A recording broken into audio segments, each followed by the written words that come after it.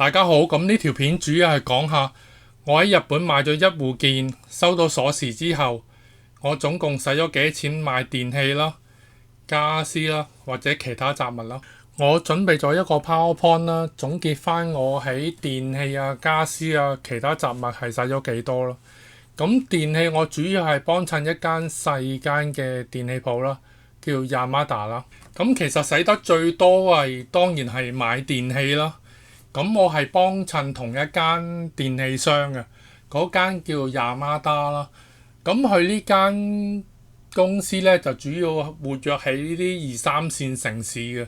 咁大城市當然大家都會熟悉嘅 Big Cam 啦、Yabadoshi 啦。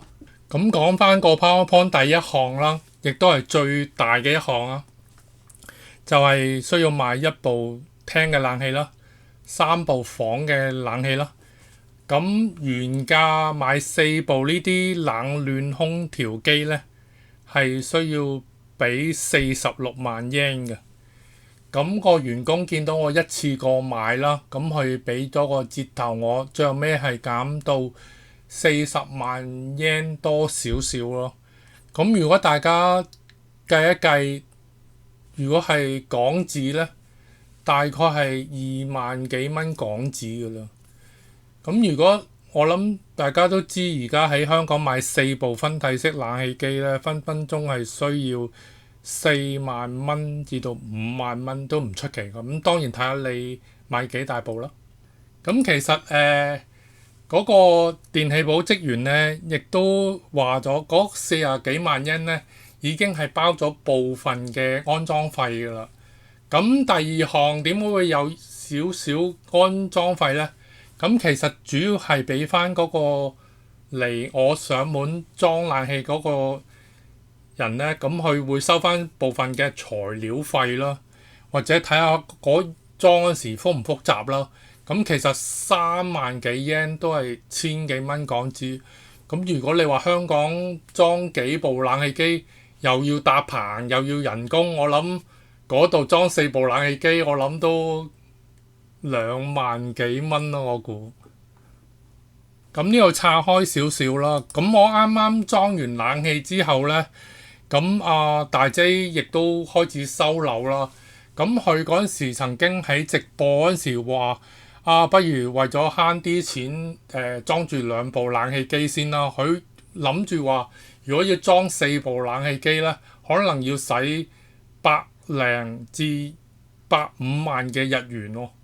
咁我私信佢啦，咁我話我啱啱都裝完冷氣機，其實裝4部呢，一次過係有折㗎。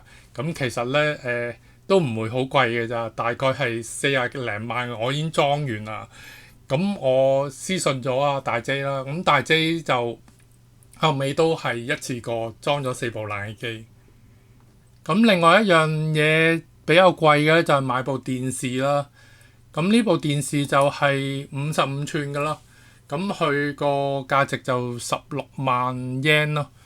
咁我當然又會問佢：喂，平啲俾我啊！咁佢後尾就送一部 Sony 藍光 player 俾我啦。咁嗰個面值大概係11000 yen 咯。咁另外就我又再一次幫佢買一次過買7件嘅小家電啦。咁佢大概原價呢7件呢係16萬 yen。咁後尾佢又見到我又嚟幫襯，咁佢後尾又打個折俾我啦。咁就大概減到係12萬 yen。咁跟住就係家私啦。咁我就瞓唔慣地下，咁我都係分幾次去 IKEA 嗰度買啲床架啦、床褥啦、床頭櫃啦、梳化床啦、食飯台啊、食飯凳啊、窗簾啊、click clack 嗰啲嘢，我就其實係分好多中意去買嘅。有啲譬如窗簾就自己拎翻屋企啦，咁床架啊、床褥啊、梳化床嗰啲就要等佢送嚟啦，因為佢其實送嚟都要安排啦，同埋我又睺正佢免運費嗰陣時先去落 order 啦，咁所以就又慳翻幾千 yen 嘅運輸費咯。咁其實我喺日本主要都係幫襯 IKEA 啦，同埋 Nitori 咯。咁 Nitori 我比較買得少啊，通常我係買一啲廳燈咯，同埋一個電視機櫃咯，同埋廚房有個坐地嘅櫥櫃咯。咁我自己覺得Nitori 係平啲，但係問題佢個質料咧差過 IKEA 好多啊，所以我最後尾都盡量都係買翻。如果係 IKEA 唔算太貴嘅話咧，我就買翻 IKEA 咯。